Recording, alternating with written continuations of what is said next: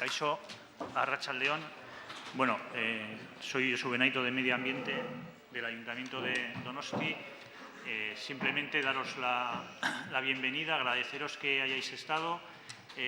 Esta es la charla que vamos a dar, que cierra el año de... no sé.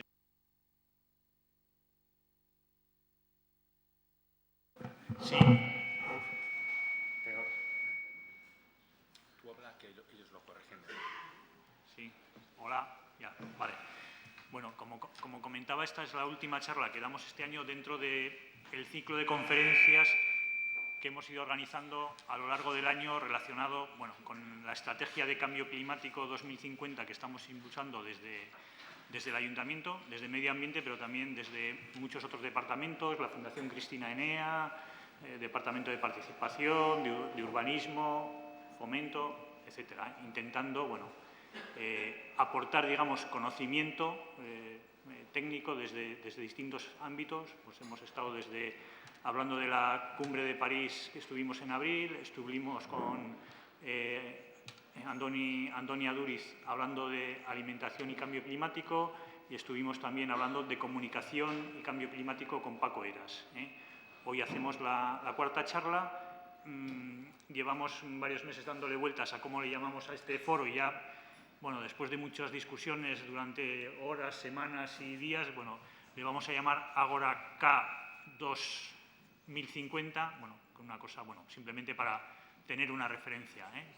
Ni siquiera lo hemos puesto por ningún lado todavía. En las próximas convocatorias ya lo iremos poniendo. Estamos ya también organizando con la colaboración del Museo de San Telmo, que nos acoge aquí y que pensamos, digamos, tenerlo un poco como sede de referencia. Las anteriores hemos estado en Tabacalera, hemos estado en Coldo Michelena, hemos estado aquí y ahora intentaremos seguir aquí a lo largo de 2017. Y ya os iremos anunciando próximas charlas con diferentes personas, diferentes organizaciones y administraciones que nos aporten distintas visiones, y durante el año que viene seguiremos, digamos, este proceso y ya empezando a poner más claramente los objetivos y las distintas tareas que nos vayan a tocar a todos como ayuntamiento, como empresas privadas y como ciudadanos, de sumarnos, digamos, a este objetivo planetario de reducir el impacto del cambio climático. Le cedo la palabra ahora a Chema Hernández, de la Fundación Cristina Enea, que va a introducir a Gonzalo. Eskerrik asko, Josu, eskerrik asko Sobei noski berriro ere honea etortzeagatik, gurekin arratsalde bat pasatzeagatik. Ideia da, hasieran Agora hau plantatu genuenean, aldaketa klimatikoari ikuspuntu edo ikuspegi ezberdinak hemen tratatzea. Eta tratatzea bi zentzuzko bide batean, ez?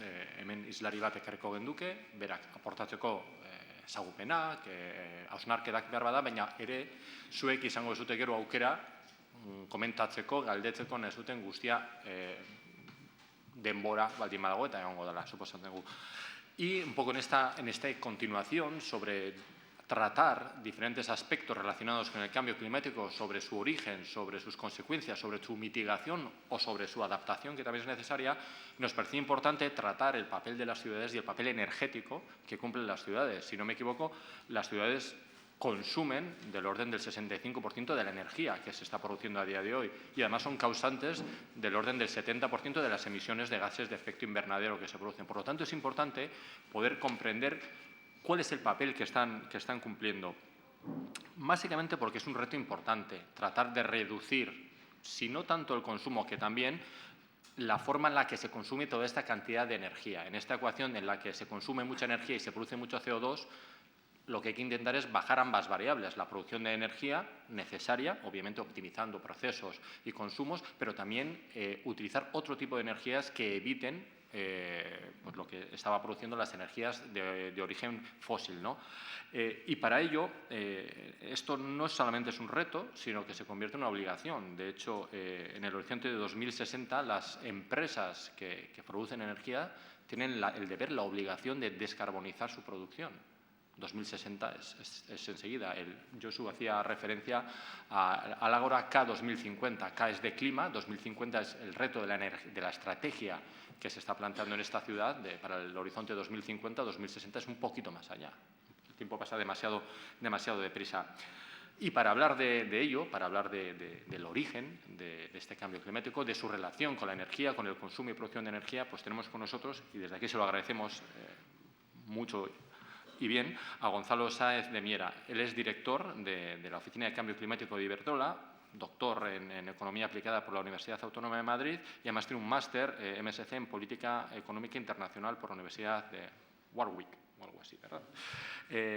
Y aparte de todo eso, de ser gran experto, conocedor, tanto en la parte de reflexión como en la parte de actividad, él es vicepresidente del Grupo Español para Crecimiento Verde. En fin, una persona que desde nuestro punto de vista tiene conocimiento teórico, pero sobre todo en la práctica, por los diferentes papeles que ha desempeñado a lo largo de su carrera profesional en Iberdrola. Por eso, sin más, le agradezco vivamente que esté con nosotros, que quiera aportar su conocimiento sobre el papel de las ciudades y además de ofrecerse a darnos la oportunidad de luego poder comentarle, debatir, discutir en la medida de lo posible sobre diferentes aspectos que entiendo que lo sabrá. Besterik gabe, berari emango diot hitza eta eskerrak. Bien. Bueno, pues buenas tardes a todos, a Arratsaldeon, eso es a lo que llego de euskera. Yo lo primero quiero agradecer al Ayuntamiento de Donosti pues el darme la oportunidad de venir y hablar de cambio climático. La es que también es una gozada venir a Donosti.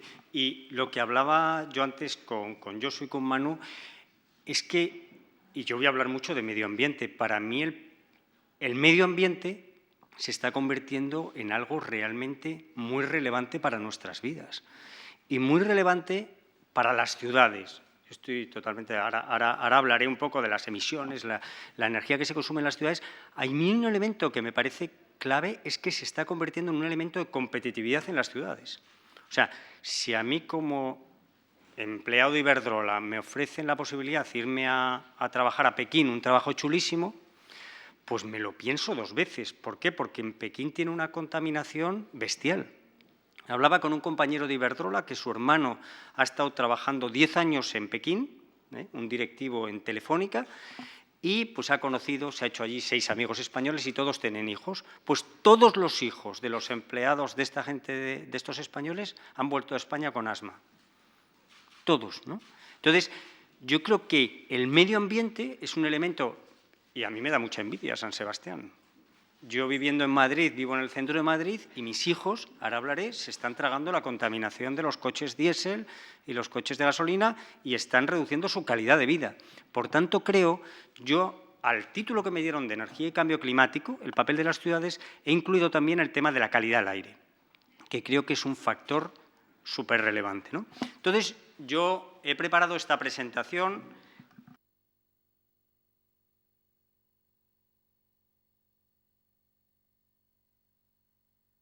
¿Ahora? Sí. Transición energética y ciudades, cambio climático y calidad del aire. Entonces, lo que quería o que me gustaría comentar en esta presentación es, primero, las características del modelo energético actual. Ahora veremos, porque voy a hablar de modelo energético, no solo de modelo eléctrico. Cuando la gente piensa en energía, muchos tendemos a pensar en electricidad, pero la electricidad es solamente el 25% de la energía que consumimos, por ejemplo, en España. Luego está el petróleo, luego está el gas natural. El segundo elemento, voy a hablar de los principales problemas del modelo energético actual y me voy a centrar en dos. En el cambio climático, que es ahora el principal problema ambiental y ha pasado de ambiental a económico que afecta a la humanidad. Y el segundo problema es el problema de la calidad del aire, que tiene que ver muchísimo con las ciudades. El tercer elemento, voy a hablar de soluciones y políticas. Ya os adelanto que voy a decir que esto tiene solución y que la solución pasa por el papel de todos, pero las empresas necesitamos que se establezcan políticas para que cambiemos el modelo energético. Porque eso os adelanto otra cosa. Para resolver los problemas de cambio climático y calidad del aire, tenemos que cambiar completamente nuestro modelo energético.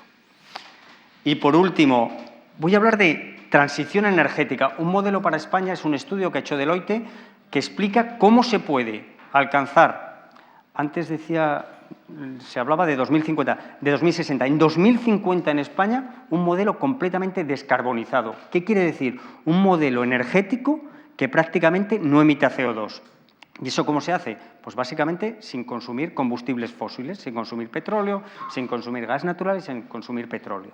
Y por último, unas reflexiones y unas conclusiones finales. El modelo energético actual, este es el modelo del mundo, pero también es un modelo que tenemos en España, ¿no? Y lo característico del modelo del mundial es que el 80% de la energía que consumimos en el mundo, en España es todavía más, viene de combustibles fósiles. Fijaros, del total de las 14.000 millones de toneladas equivalentes de petróleo, que es el consumo mundial, prácticamente el 30% del carbón, el 40% es petróleo, hoy, el 30% gas, y renovables y nuclear tiene ahí una patita pequeña, pues fijaros, es básicamente el 5% de la energía que consumimos en el mundo, y las renovables pues representan en torno al 15% de la energía que consumimos en el mundo. Entonces, aquí, no sé si lo veis desde atrás, pero aquí se ve que el carbón se consume fundamentalmente en China, en Estados Unidos, en la India, en la Unión Europea, y yo como elemento destacable vemos que en la Unión Europea es el líder mundial en renovables y líder también mundial en energía nuclear, ¿vale? Pero lo que tenemos ahora es un modelo energético basado en combustibles fósiles, ya sea en carbón, en gas natural o en petróleo. Entonces, estos son los datos de la Agencia Internacional de la Energía. Si no hacemos nada, o con las políticas que tenemos ahora mismo, si nos vamos al año 2040, el modelo prácticamente no habrá cambiado. ¿Por qué? Porque el 74% de la demanda mundial de energía seguirá basado en combustibles fósiles. ¿Cuál es el problema? El problema es que veis que aquí la energía en el mundo va a crecer, pasa de 13 a 17 millones de toneladas equivalentes de petróleo, y el problema es que el crecimiento de la energía se está dando en países menos avanzados, en países como China, India y el sudeste asiático. Y estos países ahora mismo siguen invirtiendo bastante en carbón. Y por eso veis que el modelo energético, si no hacemos nada, no es que ya con las políticas que hay, aquí ya se incluye los objetivos que tiene la Unión Europea de reducir el consumo de energía, de reducir las emisiones de CO2, el compromiso que tiene Estados Unidos, que ahora veremos si se mantiene o no, pero con lo que tenemos actualmente y con las políticas que hay, vamos a seguir teniendo dentro de 20 años un modelo energético basado en combustibles fósiles. La siguiente transparencia es el tema de las ciudades. Fijaros, porque las ciudades, como se decía antes, aquí he puesto, es el 52%, pero parte de la industria también está en las ciudades. Las ciudades representan el 60% del consumo energético del mundo. Y estamos en un proceso clarísimo de urbanización. Cada vez hay más población en ciudades y cada vez las ciudades consumen más energía. Entonces, fijaros, del consumo urbano, el 43% es transporte, fundamentalmente transporte por carretera, que es la parte negra, y edificación, calefacción y aire acondicionado, sobre todo calefacción. Y el problema de la calefacción, que casi todo es calefacción, es que tanto la calefacción como el transporte están basados en combustibles fósiles. Entonces, ¿qué nos da aquí la señal? Pues que tenemos que cambiar totalmente el consumo de la energía en las ciudades y que lo más insostenible de las ciudades es el transporte por carretera y la calefacción, que sigue basándose en un 90% en combustibles fósiles. Entonces, el papel de las ciudades clave, yo de aquí me quedo, pues que el transporte por carretera, o sea, ahora veremos que tenemos que cambiar el modelo energético totalmente. Entonces, ahora veremos que el sector eléctrico, ya yo creo que muchos sabéis que ya tiene bastantes renovables. Puede tener más, tiene que tener mucho más renovables, pero ahora mismo el 40% de la electricidad que consumimos viene de energías renovables. En cambio, en la edificación y en el transporte, el 95% está basado en combustibles fósiles. ¿Cuál es el problema de este modelo energético basado en combustibles fósiles? Desde el punto de vista ambiental, tiene dos grandes problemas. El primero es el cambio climático, ¿no? Y el segundo es la calidad del aire. Cambio climático. Fijaros, aquí se ve la evolución de la temperatura en los últimos 150 años desde la revolución industrial. Entonces, veis que empieza, estamos en 1969, veis que se va estos. Y fijaros en los últimos años cómo se incrementa la temperatura de forma exponencial. Yo creía, o tenía la sensación, también porque me muevo en ámbitos pues, más medioambientalistas, que el principal resultado de la Cumbre de París, de la que hablasteis este año, es que yo pensaba que se había acabado el negacionismo. O sea, que ya todo el mundo reconocía que hay un problema. Dos cosas, que hay un problema de cambio climático, o sea, que hay un cambio climático y que está provocado por el hombre. Ahora, con Trump nos hemos llevado un jarro de agua fría y es un tema muy serio porque yo pensaba que era de la poca gente que realmente no compartía esas dos ideas, que hay cambio climático y que está provocado por el hombre. Pero hoy me ha sorprendido que venía en un taxi de Onda Arriba y me ha dicho el taxista, ¿eso del cambio climático realmente está provocado por el hombre? O sea, que sigue habiendo. Y antes me hablaba Manu de que vais a hacer unas encuestas. ¿Qué pasa si la gente no tiene tan claro que el cambio climático está provocado por el hombre? No sé, a mí todavía me sorprende. Pero es sorprendente que la sociedad piense eso cuando el 100% o el 99,9% de los científicos reconoce que hay un problema de cambio climático y que está provocado por el hombre. Entonces, el cambio climático tiene dos grandes cosas. Primero, el calentamiento global, que es un poco lo que conocemos todos. El cambio climático tiene dos efectos. Primero, que sube la temperatura de la Tierra. Entonces, si no hacemos nada, la temperatura de la Tierra va a subir 4 o 6 grados centígrados de aquí a final de siglo. Y la gente dice, joder, pero tampoco es tanto. O sea, yo cuando hablo o voy a una universidad, dice, oye, va a subir 2 grados. Eso es la temperatura media de la Tierra. Pero eso, por ejemplo, en España, en todo el área mediterránea, ese 4 pueden ser 11 grados. O sea, hay países que se ven menos afectados y el área mediterránea se ve mucho más afectada por el cambio climático. Pero 5 grados, la temperatura media de la Tierra son 16 grados.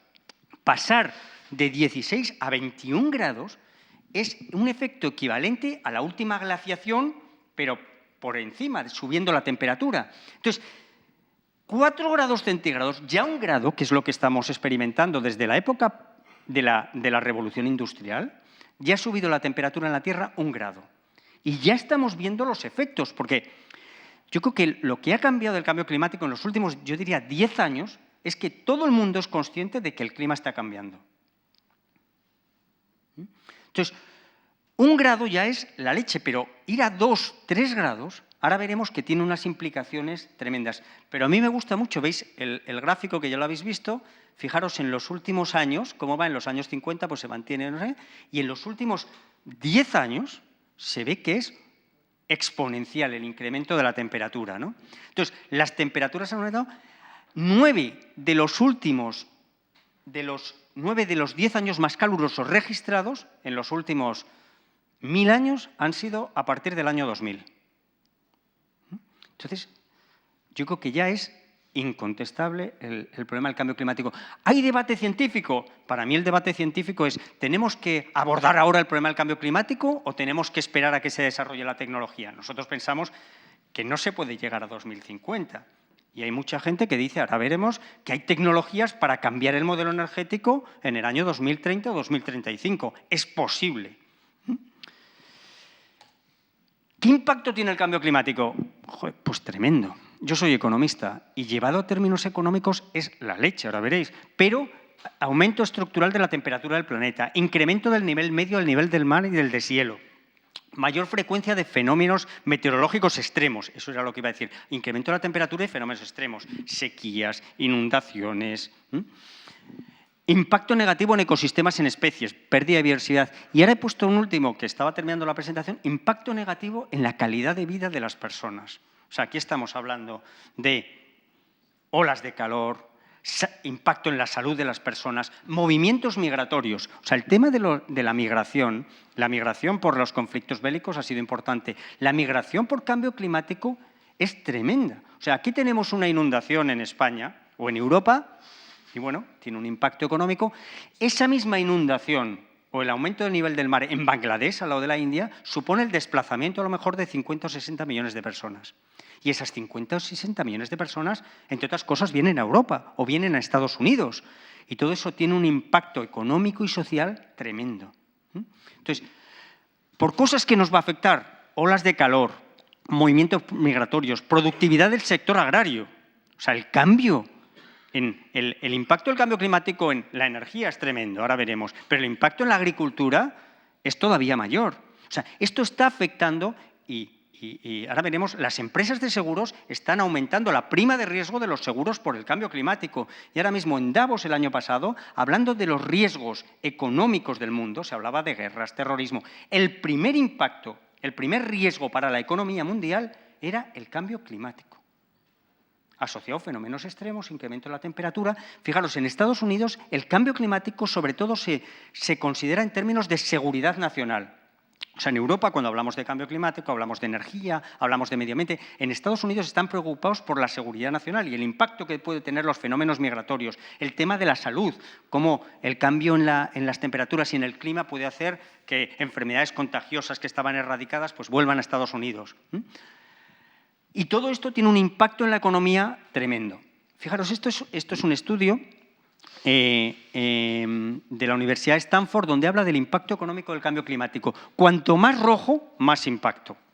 Entonces, veis aquí que el impacto del cambio climático se concentra sobre todo en los países menos avanzados, en África y Asia. ¿Por qué? Porque las sociedades más avanzadas, los países más ricos, tenemos la capacidad de adaptarnos al cambio climático. O sea, si sube el nivel del mar, pues ponemos unas protecciones en las ciudades que lo protegen como están haciendo en Holanda, como ya hicieron en Holanda. Que hay, por ejemplo, mayor probabilidad de sequías y sequías más graves, pues aumentamos la capacidad de regulación de los embalses o dedicamos energía a desalar agua. Pero esto en los países menos avanzados no tiene la capacidad de adaptación. Y, por tanto, el cambio climático tiene un componente ético muy, muy relevante porque lo estamos provocando o lo hemos provocado los países desarrollados, porque somos los que hemos emitido ese CO2 durante los últimos 50 años y lo están sufriendo. Nosotros lo sufrimos, pero mucho menos de lo que lo sufren y lo que lo van a sufrir los países menos avanzados que no tienen la capacidad de adaptarse. Entonces, aquí veis, por ejemplo, que se habla de que España perdería en el año 2050, me parece que es, un 46% del PIB. Esto es acumulado. Hay otros países, por ejemplo, en Rusia se vería favorecido por el cambio climático, porque la bajada de las temperaturas globales hace, por ejemplo, el deshielo del Ártico y eso supone pues, que pueden aprovechar mejor, pues, por ejemplo, recursos que tengan, recursos minerales, recursos energéticos, tienen mayor potencial de desarrollo de la agricultura, pero en general el cambio climático tiene un impacto económico muy, muy relevante. Y entonces esta es la transparencia clave. ¿Quién está provocando el cambio climático? La energía. El 80% de las emisiones que genera, de las emisiones antrópicas, vienen del sector energético.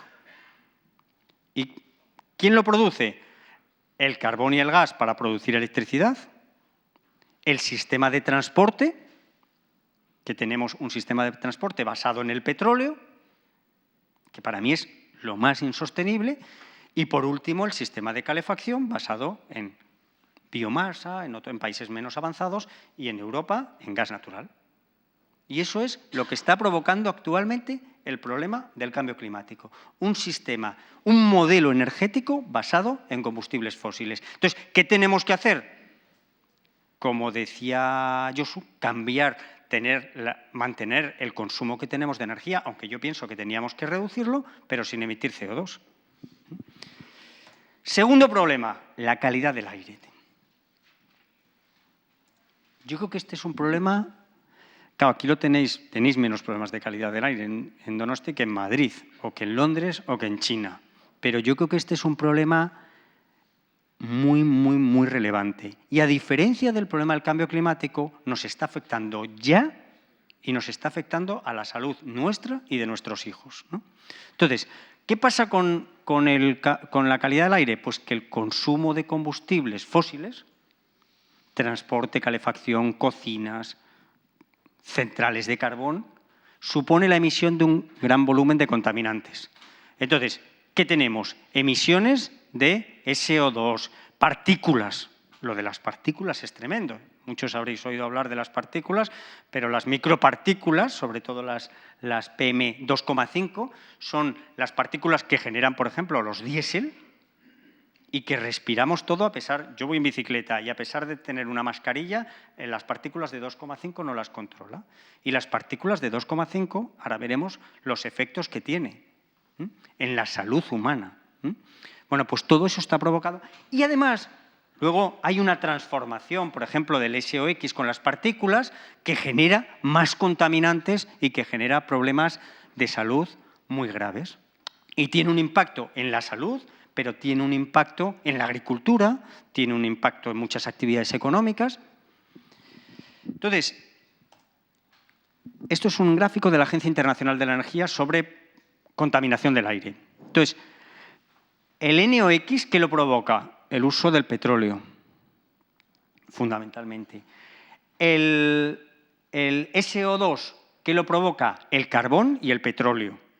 Todo esto son contaminantes locales que nos están afectando a nuestra salud. Y las partículas que lo genera la biomasa, el petróleo o el carbón. O sea, que volvemos a que si el cambio climático está provocado por el uso de la energía, la contaminación del aire está también provocado por el uso de energía, pero yo diría, más que el uso de energía, por los combustibles fósiles, por seguir consumiendo carbón, petróleo y gas. Y en países menos avanzados, biomasa. ¿Qué son las biomasas? Pues gente que quema leña, gente que utiliza residuos orgánicos para las cocinas domésticas y para la calefacción doméstica, que tiene un impacto ambiental y sobre la salud tremendo. Fijaros, esto es un informe de la Organización Mundial de la Salud y te habla porcentaje de muertes a nivel global por factor de riesgo. Pues tenemos que el primero es riesgos metabólicos. El segundo, la dieta. Pues una mala dieta que provoca muertes. El tercero, el tabaco. Y el cuarto es la calidad del aire. Y luego el quinto, pues el alcohol y las drogas. El sexto, baja actividad física, malnutrición, malaria. Entonces, el 10% de las muertes en el mundo se atribuyen a una elevada exposición a la contaminación del aire. 6 veces más muertes prematuras que por malaria y 4 veces muertes más que por SIDA, y la mala calidad del aire ocasiona 5 veces más muertes que la contaminación del agua en el mundo.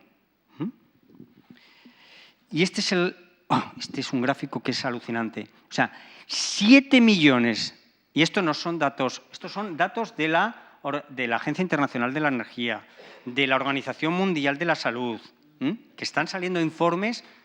Los que estéis metidos en estas cosas, en los últimos 4 o 5 años salen cada vez más informes mostrando, y de organismos con reconocido prestigio científico, que hablan de 7 millones de muertes totales provocadas por la mala calidad del aire. Entonces, evidentemente, muchas se centran en China, 1 millón de muertes al año, porque la contaminación del aire en China es tremenda. Pero, si nos vamos al Reino Unido, 52.000 muertes al año provocadas por la calidad del aire. Y España, 32.000 muertes al año.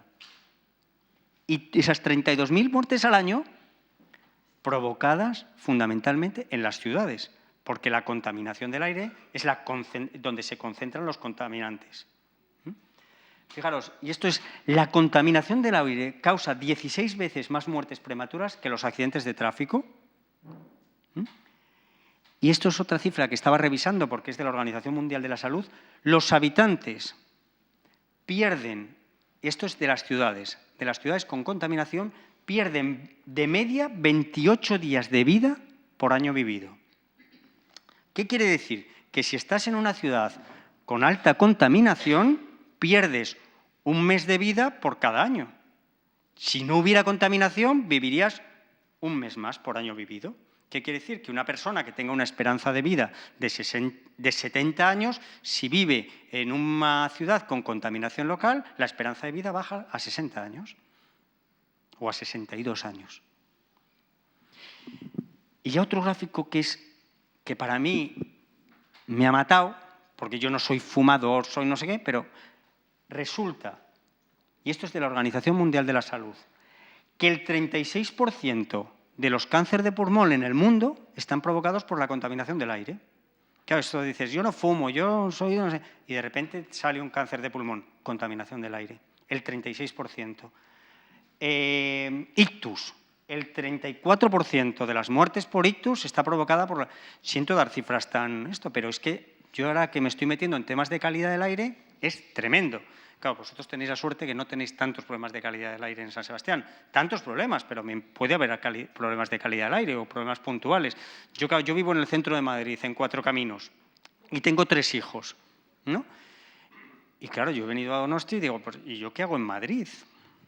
¿No? Porque mis hijos se están tragando todo esto y está aumentando la probabilidad de que tengan estos problemas. Y el último problema es el 27% de los problemas de ataques al corazón asociados a la contaminación del aire. Entonces, esto es un resumen que he hecho, porque yo es la primera vez que estoy hablando tanto de contaminación del aire. Entonces, yo la conclusión que he llegado es que el cambio climático y la calidad del aire comparten un origen común, que es el modelo energético basado en el petróleo, en el gas y en el carbón. Pero tiene unos elementos muy diferenciales. El cambio climático, el ámbito es global. O sea, nosotros generamos emisiones, pero los efectos se ven en todo el mundo. Por eso es más difícil abordar el problema del cambio climático, porque en las ciudades el problema es local. Entonces, tú tienes incentivos como ciudad o incluso como comunidad autónoma para mejorar la calidad del aire. ¿Por qué? Porque tus ciudadanos se van a ver beneficiados por las políticas de calidad del aire. En cambio, el problema del cambio climático es que es un problema que nos afecta a todo el mundo. Entonces, es el último punto, se llama la tragedia de los comunes. Como no tienes realmente tantos incentivos a resolver el problema del cambio climático, porque es un problema ético y sobre todo estás pensando en las generaciones venideras y en los países menos avanzados. El cambio climático tiene otro problema, es que es acumulativo y persistente. ¿Qué quiere decir? Que las emisiones de CO2 se van acumulando y no se reducen en los próximos 50 años. Entonces, ¿qué quiere decir? Pues que es como una bañera que la hemos llenado y el sumidero, la salida de la bañera es muy pequeñita. Entonces, estas emisiones que estamos generando ahora van a permanecer en la atmósfera 100 años. En cambio, la contaminación local, si reducimos o mejoramos la calidad del aire en las ciudades, el efecto lo tenemos inmediato. O sea, tú puedes bajar puedes mejorar la calidad del aire un 50% de un año para otro. La concentración de CO2 en la atmósfera no lo puedes bajar. O lo tienes, es mucho más lento. Y el otro problema es que el cambio climático, los impactos del cambio climático, la realidad es que son más, aunque ya los estamos sufriendo, pero son más a medio y largo plazo. Los que lo van a sufrir son, sobre todo, nuestros hijos y nuestros nietos. Ya lo estamos sufriendo nosotros, pero lo van a sufrir muchísimo más nuestros hijos y nuestros nietos. Y, en cambio, el problema de calidad del aire no es acumulativo, no es que digas, no, estoy emitiendo NOx y ese NOx se va a quedar ahí ya para los próximos 20 años, sino que se puede reducir rápidamente y el impacto es a corto plazo. Ya lo estamos sufriendo. Y esto hace que en los temas de cambio climático sea necesario acuerdos globales de todos los países, como el que hubo en París o como la cumbre ahora de Marrakech, mientras que la calidad del aire es un papel mucho más de las ciudades. Porque el problema es más en las ciudades y lo pueden resolver las ciudades. El problema del cambio climático, las ciudades, ahora veremos que están haciendo mucho, porque reduciendo los problemas de calidad del aire están contribuyendo a reducir el problema del cambio climático. pero el problema del cambio climático es mucho más grave y difícil de resolver, porque requiere acuerdos de todos los países del mundo. Por eso, hasta París no ha habido grandes avances o no ha habido un acuerdo internacional, porque los países ricos no querían, los pobres. En el caso de las ciudades es mucho más fácil, entre comillas. Soluciones. Pues lo bueno de esto es que hay soluciones. Entonces, ¿qué ha pasado con el cambio climático? Pues los que hayáis venido a otras sesiones de esto y hayáis visto en París, es que el año pasado en París hubo un grandísimo avance, que es poca cosa al final, porque es que todos los países del mundo han reconocido que hay un problema de cambio climático, que hasta ahora no lo habían reconocido, y se han puesto de acuerdo en un objetivo de no superar los 2 grados centígrados en el año 2100. ¿Eso es poco o es mucho? Pues depende. Algunos verán el vaso, los que lleven en negociaciones internacionales verán el vaso a lo mejor medio lleno porque es un gran avance, y otros dirán que es muy poco porque realmente no se han comprometido a nada. O sea, después de París, ahora todos los países deben presentar sus propuestas para alcanzar el objetivo de los 2 grados. Pero con el gran problema que los países tampoco tienen tantos incentivos para hacer grandes esfuerzos en cambio climático porque no se van a llevar los beneficios. Pero el gran avance ha sido que por lo menos se ha reconocido el problema. Pero aquí pongo un hito relevante, pero queda todo por hacer. ¿Por qué? Porque no se ha hecho nada. O sea, hay que reducir las emisiones, ahora veremos, pues yo qué sé, un 80%. ¿Y ahora quién las reduce? ¿Qué país reduce? ¿Qué país dice que, no, pues la Unión Europea sabéis que está teniendo un liderazgo, dice, yo voy a reducir las emisiones un 40%. Y Estados Unidos, el Obama dijo que iba a reducir un 25%. Ahora veremos a ver qué hace Trump, que es un problema para todo esto, hay que reconocerlo. Pero con todo lo que han dicho los países, no se llega ni de suerte al objetivo de los 2 grados. Entonces, ahora hay que empezar con las negociaciones internacionales y decir, venga, un poquito más, un poquito más, un poquito más, e ir avanzando a la solución del problema. La clave es pasar de las palabras o del Acuerdo de París a la acción. Y esto es lo que hace falta. Tenemos que cambiar el modelo energético. Ahora, ¿cómo lo cambiamos? Porque, bueno, pues vamos a ver cómo lo cambiamos, ¿no? Y el último tema del cambio climático es el carácter de urgencia. No podemos desperdiciar otros 10 años. O sea, como en los próximos 10 años sigamos apostando por energías contaminantes que provocan CO2, nos va a costar muchísimo más a futuro cambiarlo. Y si ahora se está poniendo, en España no, porque no estamos creciendo, pero si se está instalando nueva generación en todo el mundo y nuevos, aunque por ejemplo en el transporte se podría hacer mucho más, lo que hace falta es cambiarlo ya. Porque cuanto más retrasemos la acción, más nos va a costar y más importantes van a ser los impactos. ¿Qué es lo que hay que hacer en el modelo energético? Pues 2 cosas. Para mí son solo 2 cosas. Lo fundamental, fijaros, esto es, si no hacemos nada, las emisiones van a pasar de 30 gigatoneladas, se llaman equivalentes de CO2, a 37. Se va a seguir creciendo.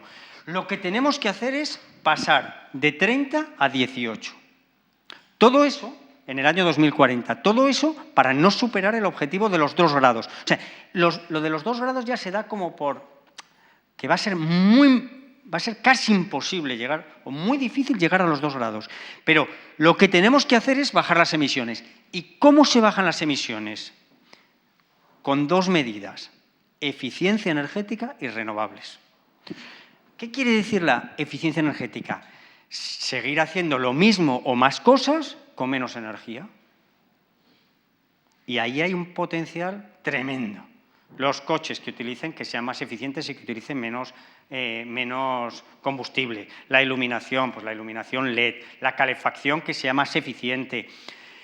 Y yo diría que España ha hecho mucho en renovables, como ahora veremos, pero ha hecho poquísimo o muy poco en eficiencia energética. De hecho, en España ha sido curioso, ahora mismo está todo el sector parado, pero en los últimos años crecían muchísimo las renovables, sabéis que hubo un boom eólico, un boom fotovoltaico, termosolar, pero cuando mirabas las cifras, el porcentaje de renovables siempre era el mismo, que era el 12%. ¿Por qué? Porque como subía subiendo el consumo de energía, por muchas renovables que hicieras, no resolvías el problema energético. Entonces, para mí, la primera medida para cualquier país, para cualquier ciudad, para la comunidad autónoma, antes de renovables, antes de lo que sea, consumir menos energía. Y esto es un tema regulatorio o económico complejo, pero ahí se produce el gap de la eficiencia energética. Hay, en teoría, mucho potencial para reducir el consumo de energía, pero no se hace. Y mucho potencial que en teoría es rentable, pero no se hace. ¿Y por qué no se hace? Pues por muchos problemas, por falta de información, por falta de financiación, por complejidad de los procesos, pero todo el mundo debería tener bombillas de bajo consumo, porque es que son rentables. Todo el mundo, o los grandes, todos los colegios tendrían que tener un sistema. Yo invertiría, si estuviera en un colegio, en un sistema para reducir mi consumo energético de luz, de calefacción y de transporte. Y recuperaría la inversión seguramente en 5 o 6 años, pero no se hace. ¿Por qué no se hace? Pues por diferentes problemas. Hay un tema de sensibilización, hay un tema... y porque faltan políticas, ahora veremos. Y el segundo tema es que la energía que generemos tiene que ser sin CO2. Y aquí, ¿qué energías hay? Las renovables y la nuclear. Como la nuclear tiene muchísimos problemas de aceptación social, y no solo de aceptación social, y esto no sé si hay periodistas, la nuclear ahora mismo yo diría que las renovables son más económicas actualmente que la nuclear. Y entonces, para mí, las renovables están llamadas a jugar un papel clave para suministrar prácticamente todo el consumo energético.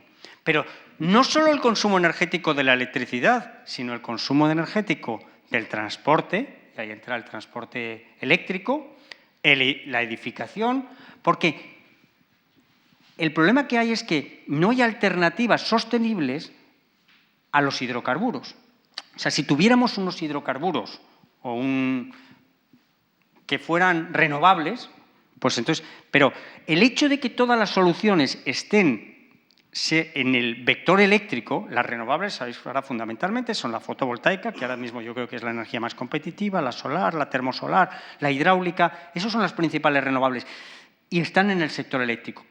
¿Qué es lo que pasa entonces? Pues que lo lógico es que haya un proceso de electrificación de la economía, que cada vez se consuman más renovables a través de la electricidad y menos combustibles fósiles. Pero para mí la solución, fijaros, entre las renovables y la eficiencia energética pues representan el 80% de la solución. Luego está la nuclear, el CCS, fijaros que el CCS aparece a partir de 2030, el CCS es la captura y almacenamiento del CO2 que generen las plantas térmicas. Si tú tienes una planta de carbón o una planta con gas natural, recoges el CO2 y lo almacenas subterráneamente. Tiene unas complicaciones tecnológicas muy, muy relevantes y hoy en día no es competitivo. Por tanto, si no se hace el CCS y si no se hace nuclear, pues habrá que hacer más eficiencia energética y más renovables. Pero la solución pasa por eficiencia energética y renovables. ¿Vale?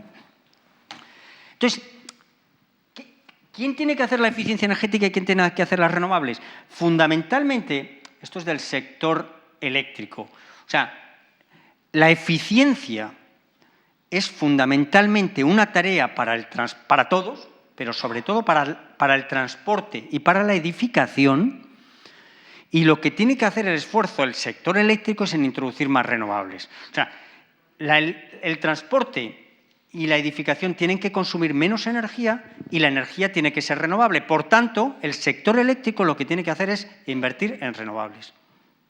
O sea, seguramente aumentará el consumo de energía eléctrica en el futuro, como ahora veremos, pero lo que es clave pero subirá el consumo de energía eléctrica para suministrar energía al transporte y a la edificación, pero lo que es clave es que eso se haga con renovables.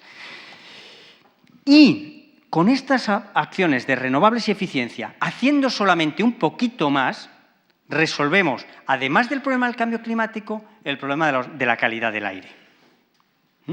Porque si descarbonizamos, si generamos energía eléctrica sin CO2, en general, y ahora daré unos datos, en general esa energía no solo no genera CO2, sino no genera otros contaminantes y, por tanto, resolveremos también el problema de calidad del aire.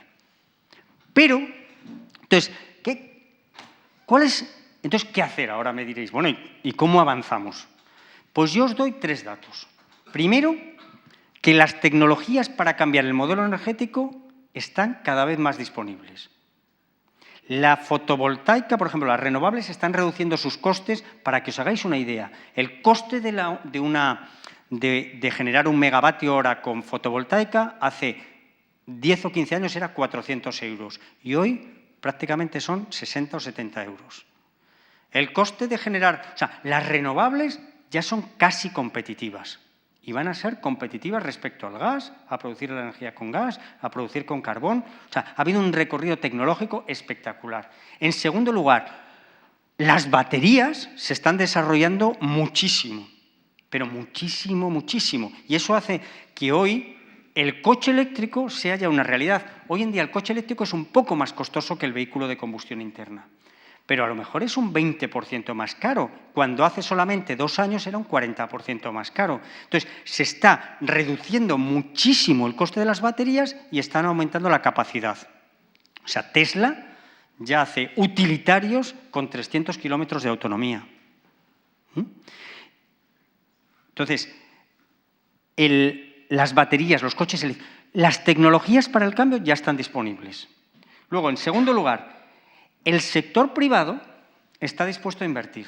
O sea, empresas como Iberdrola, comentabais que yo soy vicepresidente del Grupo Español de Crecimiento Verde. Pues el Grupo Español de Crecimiento Verde es un grupo de empresas, pero son empresas como el Santander, el Banco Santander, Telefónica, Acciona, Ferrovial, Iberdrola, o sea que representamos el 60% del IBEX, que pensamos que las políticas ambientales, este tipo de políticas, no solo son un freno al desarrollo económico, sino que son una oportunidad de desarrollo económico y mejora de la prosperidad. O sea, nosotros decimos que queremos invertir en este cambio de modelo. Y en tercer lugar, los bancos nos dicen que hay dinero suficiente para invertir. Entonces, ¿qué se necesita para invertir y para cambiar todo esto? Políticas. Es un poco mi conclusión, ¿no? Entonces, a ver, ¿qué tipo de políticas hay para cambiar el modelo energético? Pues yo las he organizado en 3 apartados.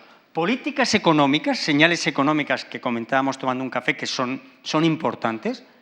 Estándares, los estándares es que se establezcan unos estándares de consumo de energía en los vehículos. Y digan, no, el vehículo no puede emitir más de, o las centrales de carbón no pueden emitir más de tantos gramos de CO2 por kilovatio hora generado. Y por último, son claves, y ahí hay muchísimo por hacer, yo pienso que hay muchísimo por hacer, las políticas de concienciación y sensibilización.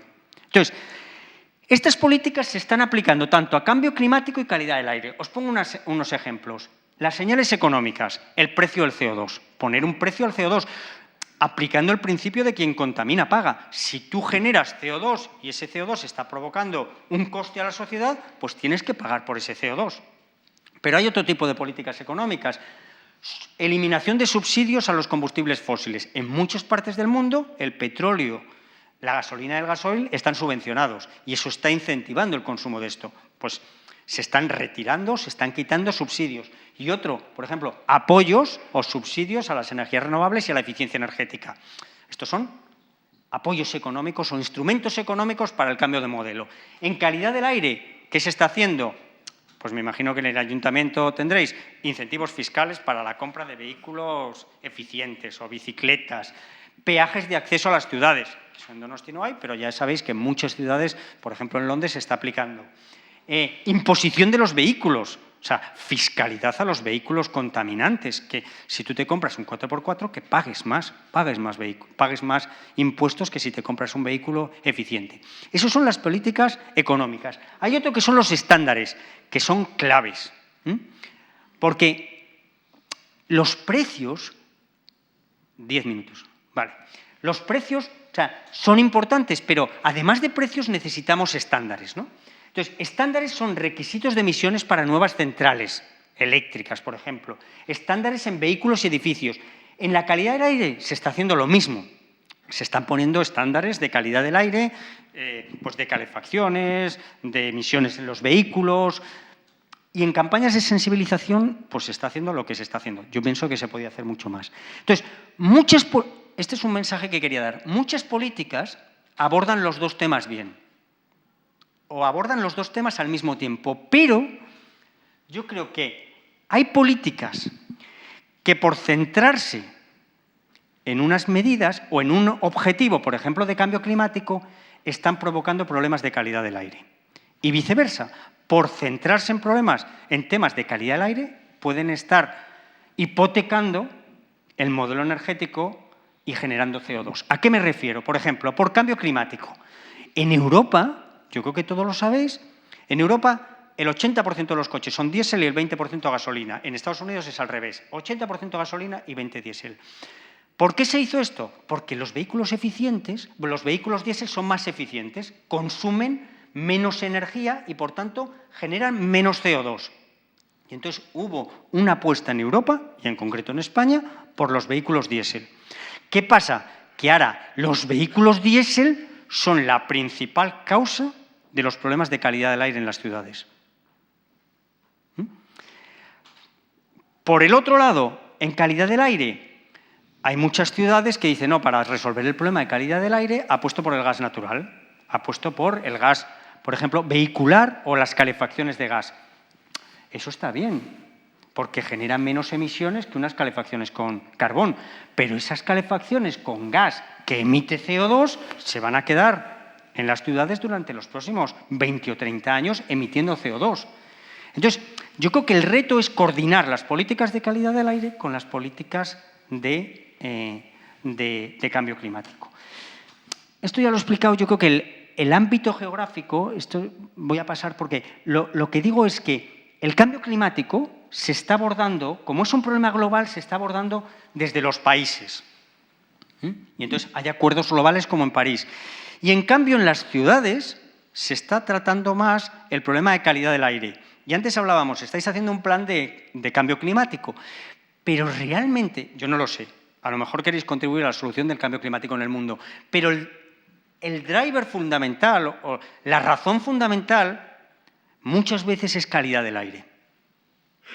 O sea, pensando en calidad del aire, o sea, estás haciendo políticas de cambio climático, porque las ciudades están o deberían estar también muy preocupadas por el efecto a corto plazo. Desde luego en Madrid está pasando, en Londres está pasando. En Londres hay unas políticas de cambio climático de la leche. ¿Por qué? Porque se están centrando en calidad del aire en las ciudades. Están apoyando el tema de las bicicletas, vehículos sostenibles. ¿Por qué? Por la calidad del aire. Pero están contribuyendo bien al problema del cambio climático. Esto lo voy a pasar porque ya en las señales económicas, yo creo que, a ver, las señales económicas, claro, yo soy economista y el principio de quien contamina paga. O sea, hoy en día tú generas CO2, ese CO2 está